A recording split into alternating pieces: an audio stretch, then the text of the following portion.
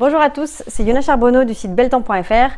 Je vous retrouve aujourd'hui pour vous parler de la pleine lune du 14 mars et donc pleine lune un peu particulière parce qu'on va rentrer dans la période des éclipses. Et l'éclipse, c'est quoi? C'est l'axe, donc la lune et le soleil qui se font face et qui sont conjoints au nœud nord-nœud sud. Et nœud nord-nœud sud, c'est quoi? En gros, c'est la direction qu'on doit prendre, c'est un réajustement, un réalignement. Avec cette période d'éclipse, en gros, on peut un peu se prendre des coups de pied aux fesses ou voilà, des choses inattendues qui vont nous arriver parce que ça nous remet un peu sur le chemin qu'on doit prendre. Donc on va voir en quoi exactement. Alors, le soleil, déjà, il est rentré dans l'énergie des poissons. Et donc, l'énergie des poissons, c'est quoi? C'est une énergie de douceur, c'est l'énergie d'amour. Le poisson, c'est le dernier signe du zodiaque parce que justement, c'est une fois que vous avez bossé, vous avez bien bossé tous les signes, l'énergie du poisson, vous êtes dans le non-jugement, vous êtes dans l'amour inconditionnel et aussi dans l'hypersensibilité parce que c'est l'énergie du poisson. Donc, en fait, il est dans sa mer, dans la mer, comme ça, et il ressent tout, toutes les vibrations. C'est pour ça que c'est une énergie qui est vraiment très sensible, sensible au groupe, aux personnes, etc. Donc là, le soleil, il est en train d'être dans cette énergie-là. Donc déjà, tous ceux qui sont en poisson, qui ont une énergie poisson assez forte, vous pouvez ressentir comme une sensibilité qui peut être exacerbée. Mais ce qui est particulier, c'est que là, pour cette pleine lune, il y a Saturne qui va venir en conjonction, enfin qui sera venu en conjonction et il sera en train de quitter petit à petit le soleil. Mais du coup, pour cette pleine lune, qui en plus est une éclipse, donc qui donne encore plus de force, encore plus de puissance, en plus de ça, il y a plein de conjonctions. Donc Saturne, lui, il vient dire quoi? Il vient nous demander de prendre nos responsabilités. Il est pas tendre, il est pas doux en fait, Saturne. Il est intransigeant, mais en fait, ce qu'il nous demande au fond, c'est d'acquérir une certaine sagesse. Et donc, c'est pour ça qu'il demande de la prudence, mais aussi un esprit un peu pragmatique. Ce qui contrebalance et en même temps qui complémentarise en fait l'énergie poisson qui est vraiment dans les travers du poisson, c'est on est un peu perché, on fuit un peu la vie, vous voyez, c'est pour ça qu'il y a les drogues aussi dans l'énergie poisson parce que c'est la connexion avec tout, mais du coup on peut se connecter avec les drogues, mais on peut fuir aussi la vie. On peut se bercer d'illusions, on peut se fourvoyer avec l'énergie poisson. Et du coup Saturne, il vient quand même te dire, prends tes responsabilités sur justement à quel moment est-ce que toi peut-être tu vas juger les autres, à quel moment est-ce que toi tu es dans la séparation. Quand tu es vraiment dans la division saturnienne plutôt que dans cette union. Prends tes responsabilités pour mettre en place des choses, pour être moins dans le jugement, mais aussi dans le moins de jugement avec toi.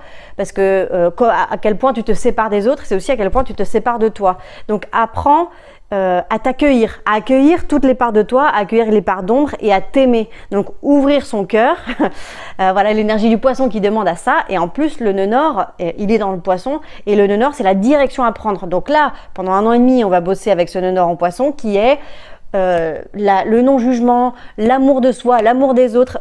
Aussi pour certains une certaine spiritualité, la foi en la vie, la foi en soi, la foi en ce que vous voulez, mais en tout cas ça peut être pour certains une connexion autre et une très grande sensibilité, la prise de conscience qu'on est tous interconnectés. Et donc Saturne, il va venir en plus, il vient quand même donner une sacrée teinte qui va amorcer toute ce 1 an et demi dans lequel on va bosser justement cet axe Vierge-Poisson, où là on nous demande dans ce poisson d'être dans cet accueil. Donc c'est un bon boulot. Et évidemment, comme c'est la pleine lune, c'est une opposition, donc c'est apprendre à faire complémentarité, quelque chose qui pourrait être vécu comme opposé, parce que la lune, elle est en quoi? Elle est en Vierge. Avec le nœud sud, donc puisque c'est une éclipse totale, si vous avez suivi. Donc l'énergie de la Vierge, elle, qu'est-ce qu'elle dit? Elle est dans une purification, elle est dans quelque chose qui va nettoyer. Donc cette lune, elle vient déjà faire le tri, elle nous aide à faire le tri parce que l'énergie de la Vierge, elle nous aide à ça, elle nous aide à...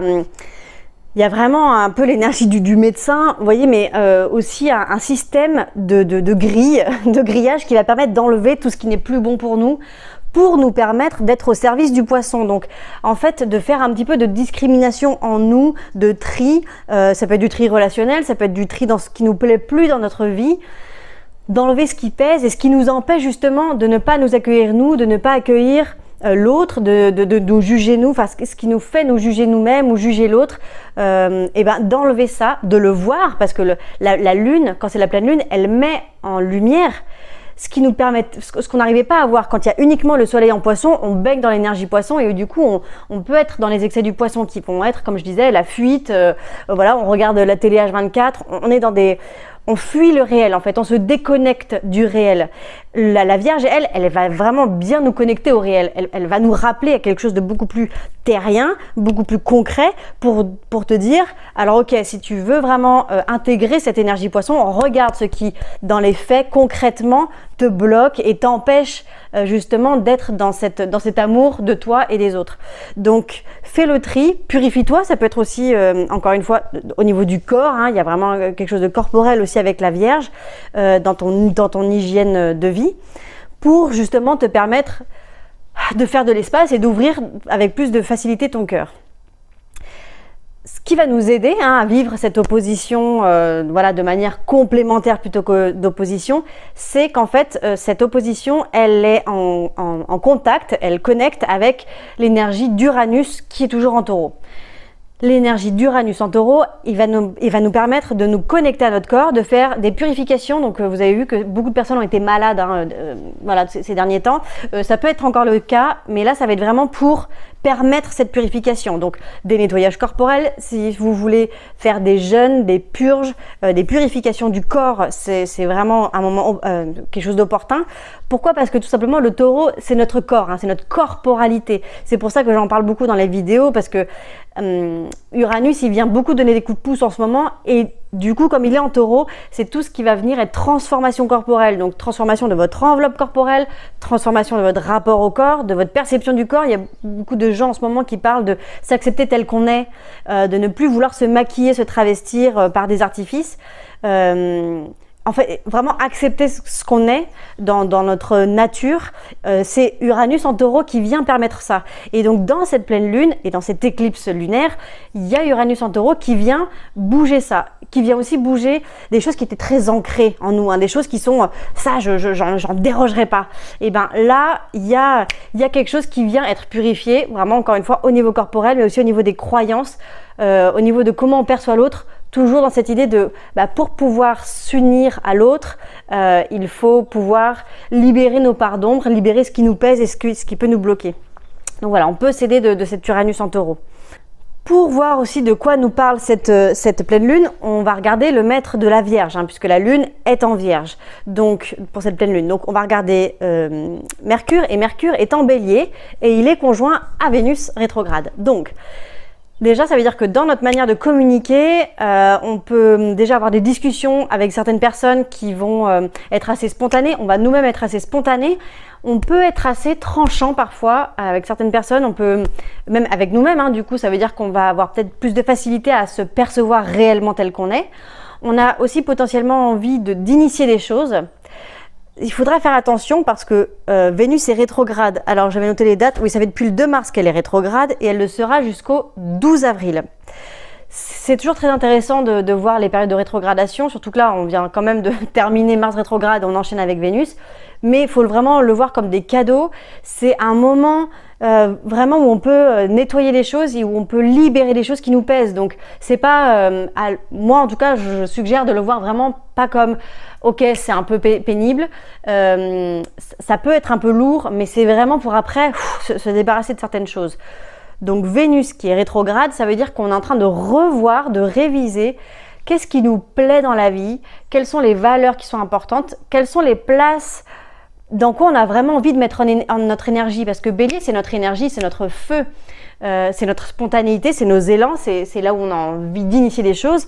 Mais du coup, Vénus vient rétrograde, donc qu'est-ce qui, en fait, au fond, te fait vraiment plaisir? Est-ce qu'il n'y a pas des choses dans lesquelles tu mettais tes énergies que finalement non, finalement ça te plaît plus, donc il est possible que tu aies eu envie de commencer puis bon finalement non, mais aussi peut-être que tu vas juste réorienter, tu vas réaxer ton énergie et peut-être avoir des nouvelles envies, des nouveaux hobbies ou des nouvelles choses qui émergent parce que Vénus va dire tiens regarde au fond de toi, il y a ça que tu aimes, au fond de toi c'est ça qui est important pour toi, et donc du coup ça va initier les choses. Ça veut dire aussi que potentiellement, il y a peut-être des personnes que vous n'aviez pas vues depuis longtemps qui vont reprendre contact avec vous, ou vous reprenez contact avec certaines personnes, parce que justement, Vénus, elle retourne à l'intérieur pour voir ce qu'on aime, voir qui on aime, et donc ces personnes-là peuvent aussi être à l'image de ce qu'il y a dans notre cœur. Et donc voilà, il y a une certaine impétuosité, et donc peut-être qu'il faut être un peu quand même vigilant sur là où on va mettre nos énergies et prendre conscience qu'il y a peut-être des endroits, des moments où on va peut-être pas y aller par quatre chemins, et c'est pas plus mal, c'est l'invitation du moment en même temps. Quand on a plein d'énergie bélier comme ça, il faut se dire ok, bon bah là, en ce moment ça va trancher, ça va y aller, mais c'est bien d'y aller en conscience et se dire peut-être qu'il y a des fois là où je vais y aller sans réfléchir, peut-être qu'il y a des projets là où j'ai envie de me lancer, et je vais m'aider plutôt du Saturne conjoint au Soleil qui va me donner l'énergie de la patience et de la prudence pour ne pas me lancer sur le premier truc venu. Mais c'est clair qu'il y a une nouvelle lancée, il y a une nouvelle amorce, et il y a des personnes qui vont vivre ce moment d'éclipse comme des changements. Il y a des personnes qui vont peut-être déménager, qui vont peut-être bouger d'endroit. Il y a des choses en tout cas qui vont se transformer et qui vont bouger. Je vais aussi un peu parler de Jupiter, qui est le maître traditionnel des poissons, et donc comme le soleil est en poisson, c'est intéressant de voir aussi ce qu'il vient nous raconter. Et donc Jupiter est toujours évidemment dans l'énergie des Gémeaux.